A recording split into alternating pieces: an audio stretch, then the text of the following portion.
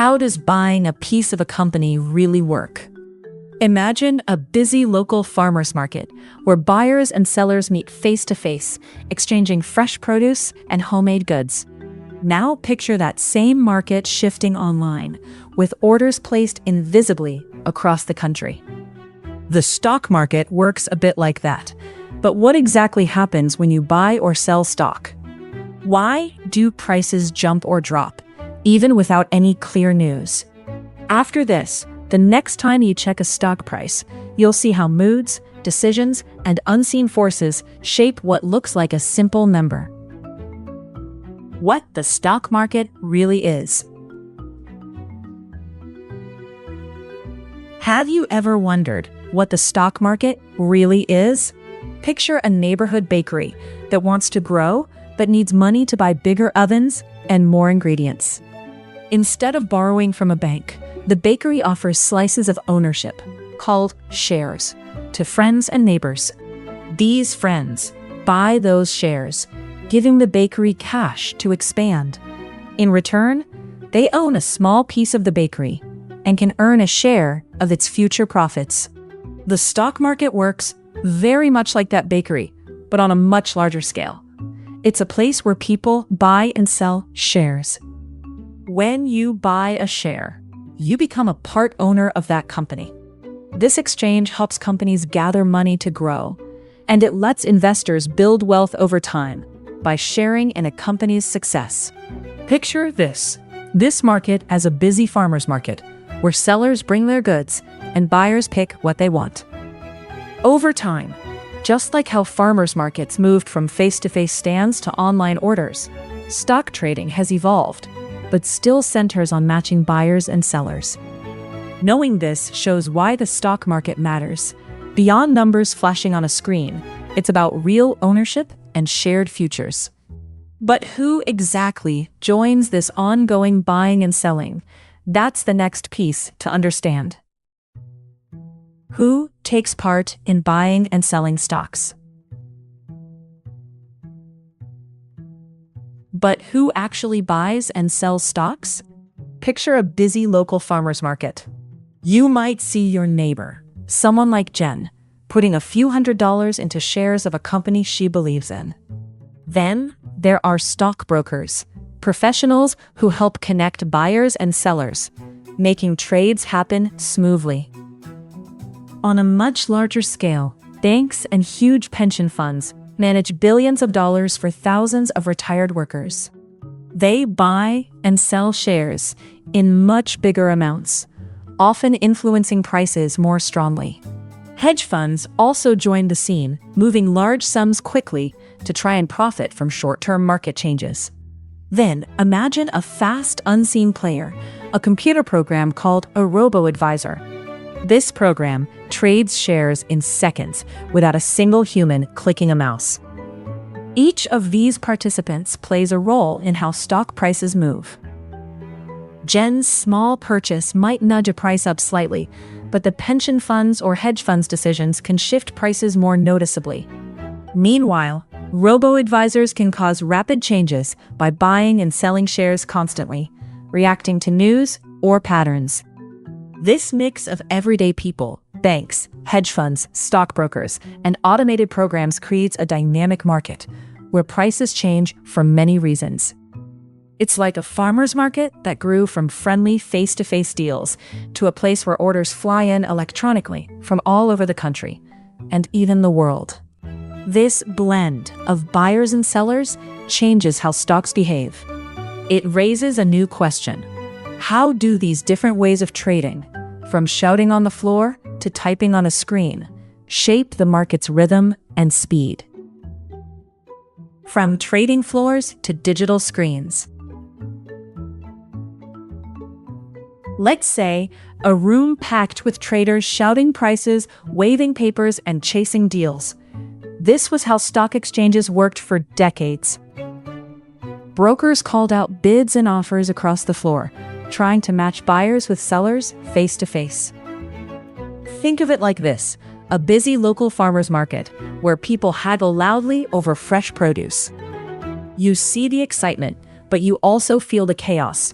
Now, think about ordering those same goods online instead. Behind the scenes, computers quietly match buyers and sellers in milliseconds without any noise or fuss. This is how many stock exchanges operate today. The Paris Bourse, for instance, automated its trading system in the late 1980s, moving from open outcry to fully electronic order matching. The NASDAQ is a fully electronic exchange where complex software pairs up orders instantly. It also grew by acquiring Island, an electronic communication network, while the New York Stock Exchange, which still has a trading floor, expanded its electronic reach by acquiring Archipelago. This change didn't just make trading quieter. It sped up how fast transactions happen and reduced errors caused by human mistakes. Trades that once took minutes or hours now complete in a blink. That speed can affect the prices you see every day. But how exactly do these fast digital matches influence the price you pay or earn? That's where things get even more interesting. How stock prices actually form. Here's a simple way. You see a basket of apples at a busy farmer's market and say, "I'll pay $5 for that." The seller says, "I'll sell it for $5. The deal happens right there. The stock market works like that, but with shares instead of apples. A buyer offers a price they're willing to pay. This is called a bid. A seller sets a price they want. That's called an ask. When the bid and ask match, a trade happens right away at that price. For example, if you bid $20 for a share and someone asks $20, the trade is recorded at $20. This back and forth sets the stock's price every moment. Prices jump up or down as buyers and sellers agree on value. The basket of apples at $5 is the simple idea behind it. But trading isn't just face-to-face anymore. As markets grew, trading moved online. Now, bids and asks connect through computer networks. On some exchanges, like the New York Stock Exchange, a designated market maker plays a key role. This person helps keep trading smooth by buying or selling shares to narrow the gap between bids and asks when no one else steps in. What you see is only the surface of a larger system that keeps prices moving every second. Why bigger markets matter more. Picture two farmers markets in your town. One is a small stand with just a few vendors and only a handful of customers. The other is a large weekend market downtown with dozens of vendors and hundreds of buyers. The big market is alive with activity. You can find fresh tomatoes, eggs, homemade bread, even plants. Because it's so busy, you can trade quickly. If one seller's price feels too high, you can easily find another. This competition keeps prices fair. It also means you don't have to wait long to buy or sell what you want. The small stand offers fewer choices and slower trades. If its vendor sets a high price, you have no nearby alternatives. This is why some stock exchanges lead the world. Places like the New York Stock Exchange or the NASDAQ have thousands of buyers and sellers trading every second. That constant flow is like a busy intersection where offers and bids meet nonstop. Stocks listed there are easier to buy and sell fast without big price swings. This attracts even more investors, making these markets bigger and busier. Over the decades, the total market capitalization worldwide rose from just a few $1 trillion to over $100 trillion by recent years. That growth shows how much more money and activity these larger markets handle. It creates a cycle that keeps these exchanges at the heart of global trading. But how do prices get set every day? It's not just luck or guessing. That's what comes next. Stock prices are not just gambling. Have you ever wondered if picking stocks is just guessing, like betting on a roulette wheel? It might seem that way when prices jump up and down fast, but real stock prices reflect more than random luck. Imagine, you might just about betting on a basketball game. Instead of guessing which team will win, you spend time watching their practices, checking how their players performed in past games, and reading news about injuries or trades. Your bet isn't blind.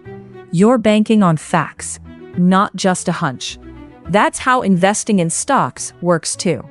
Investors study the company's earnings, how the economy is doing, and even changes like rising inflation or new trade policies.